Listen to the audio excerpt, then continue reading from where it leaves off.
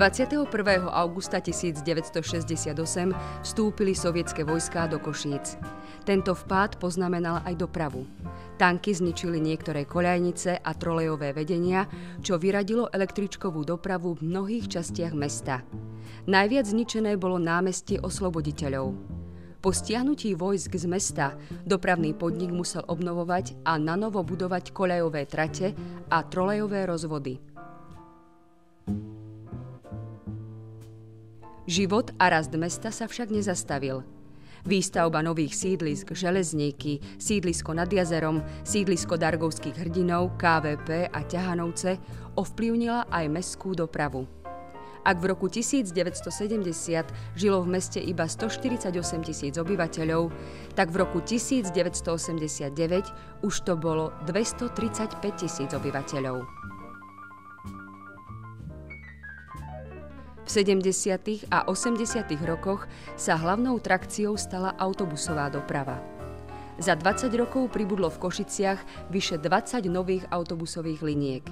Ku zvýšeniu efektivity prepravy prispelo zavedenie veľkokapacitných autobusov Ikarus. Po prechodnom období stagnácie sa vybudovali nové električkové trate. Po koľajniciach jazdia dvojčky, dve spojené električky. V roku 1979 Košice ako prvé v Československu zaviedli trojičky, tri spojené električky na rýchlodráhe do VSŽ.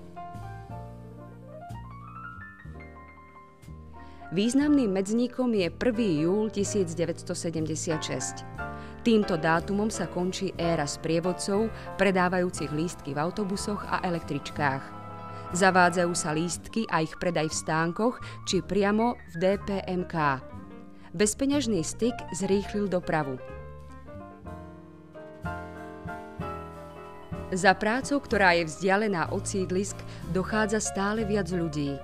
Jednosmerný prúd dopravy neustále zvyšoval nároky na počty vypravených vozidiel, ktoré v čase špičky prekračovali možnosti podniku. Preto sa Národný výbor rozhodol regulovať pracovný čas v podnikoch a začiatky vyučovania na školách. 17. decembra 1983 bola odovzdaná nová električková trať na sídlisko nad jazerom. Významnou mierou znížila podiel neekologickej autobusovej dopravy v meste, ktorá najmä v 80.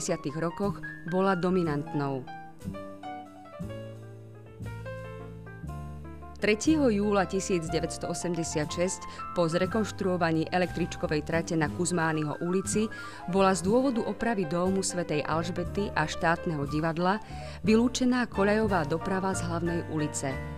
Aj keď sa pôvodne mala do centra vrátiť, dodnes sa tak nestalo. Dôvodom boli silné otrasy, ktoré pri prejazdoch električiek mohli ohrozovať stavby v centre mesta. Na druhej strane vylúčenie dopravy z hlavnej ulice pomohlo pri vytváraní pešej zóny v centre mesta.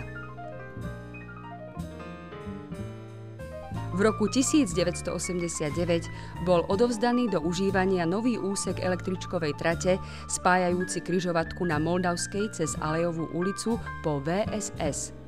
Tým sa spojila rýchlodráha so sídliskom nad jazerom. 1. júla 1989 došlo k transformácii dopravného podniku na štátny podnik.